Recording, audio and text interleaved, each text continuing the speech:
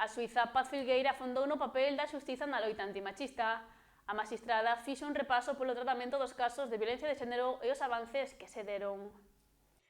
O Centro Cultural Lustre Rivas acolleu o pasado venres un faladoiro sobre o papel da xustiza na loita contra a violencia de xénero. A suiza Paz Filgueira, magistrado do xulgado de instrucción número 3 de Santiago de Compostela, protagonizou esta charla. Organizada pola Marcha Mundial das Mulleres da Barbanza, esta conferencia naceu da unión de diversas entidades para seguir avanzando na igualdade e contra a violencia de xénero. Que é unha voz esencial en Galicia en materia de igualdade, en España tamén, materia de igualdade e resposta xudicial. É natural de Ribeira, non é só unha xuíza, é unha profesional que ten unha longa traxectoria de compromiso dentro do sistema xudicial. Foi titular do xulgado de violencia xulgado de violencia sobre a muller número 1 de Vigo durante 10 anos e actualmente dirixe o xulgado de instrucción número 3 de Santiago, que está especializado en violencia de xénero. Filgueira agradeceu a labor da Marcha Mundial das Mulleres da Barbanza e afirmou que o activismo social é moi importante. Como coñecedora en primeira persoa do sistema xudicial, compartiu o funcionamento da xustiza e o seu papel na loita contra a violencia de xénero. Eu empecé en isto hai moitísimos anos, eu empecé no 2011, bueno, levo 26 anos traballando, se pode imaginar, bueno, empecé xoven, claro. Levo 26 anos traballando e eu cheguei no 2011 a Vigo, un xulgado exclusivo de violencia sobre a muller, exclusivo, que só había ese, ademais, agora só creo unha segunda praza. E naquele momento en Galicia só había dous, o exclusivo de Coruña e o exclusivo de Vigo, por motivos de volumen. O Partido Judicial de Vigo máis extenso, son casi 400.000 habitantes. Entón, era imposible aplicar a lei famosa orgánica 1/2004, que falamos tanto, que se 28 de decembro que entrou en vigor, do 2004, que xa cantos anos hai? 22, non? 22 anos da violencia, era moi difícil xestionar esa aplicación en tanto número de habitantes. Apuntou que no tempo que estivo en Vigo escoitou máis de 10.000 relatos de mulleres presuntos agresores en nenos e nenas.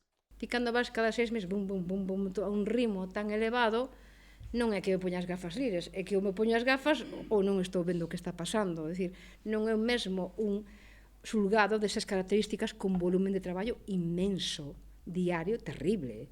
Había días que había 7 detidos. E, bueno, Vigo era un sitio, para min, ideal como para formarte e aprender se queres. Eu teño que dar unha visión positiva e esperanzadora. Non vou vir aquí, non vou facer apoloxía, porque non sempre acertamos, non sempre podemos alcanzar a visualizar o que sucede, non temos os medios materiais persoais e a formación e os expedientes necesarios para abordar aos nenos, iba a decir menores, aos nenos, nenas, adolescentes, vale? Porque non os temos. Se digo isto, me equivocaría. E despois, eso como di unha amiga miña de Madrid, que é especialista, sempre di, es que os negacionistas nos están ganando terreno.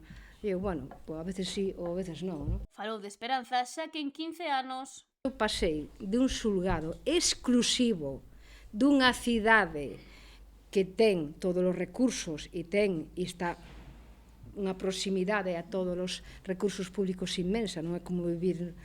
Bueno, de Ribadavia, porque sempre digo de Ribadavia e despois a xente se va a queixar, pois non sei, digo Ribadavia, Carballiño, non é como unha zona rural, pois falaremos tamén deso. Eu pasei de ter un 60% de arquivos porque a señora non denunciaba, en un ano e medio a ter solo o 15%. En solo ano e medio. Home, non vou facer unha apoloxía, pero eu creo que é positivo. Ao incrementarse as condenas, Filgueira afirmou que o punto de inflexión que levou as mulleres a denunciar máis a violencia de xénero e continuar ata o final do proceso foi en febreiro do 2013. Por qué? Porque en febreiro de 2013 se reformou a Lei de Xustiza Gratuita. Algo que nos botábamos en falta, porque a xente ven ali, ven sin abogado, e dicía, non, a partir de agora dá igual os recursos económicos que teñas, da igual que seas unha persona que está no paro, como se o Coplovis, bueno, digo a Coplovis por dicir un nome, non estou dicindo que a Coplovis, a ver, non, porque a veces me di, dixes a Coplovis, non, digo Coplovis porque é algo recurrente, non, algo fácil de dicir. Da igual os recursos económicos que teñas que ti vas a ter un abogado en todo momento, e na violencia sexual tamén.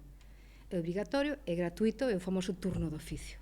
E é duro, é duro, é difícil. E a partir de entonces foi pois maravilloso, porque las entrevistaban, se viron inmensamente apoyadas hasta o final. A magistrada forma parte da Comisión de Violencia da Asociación de Suíces e Suizas pola Democracia, polo que tamén realiza estudos relacionados coa violencia sobre as mulleres, a prostitución e a trata de persoas.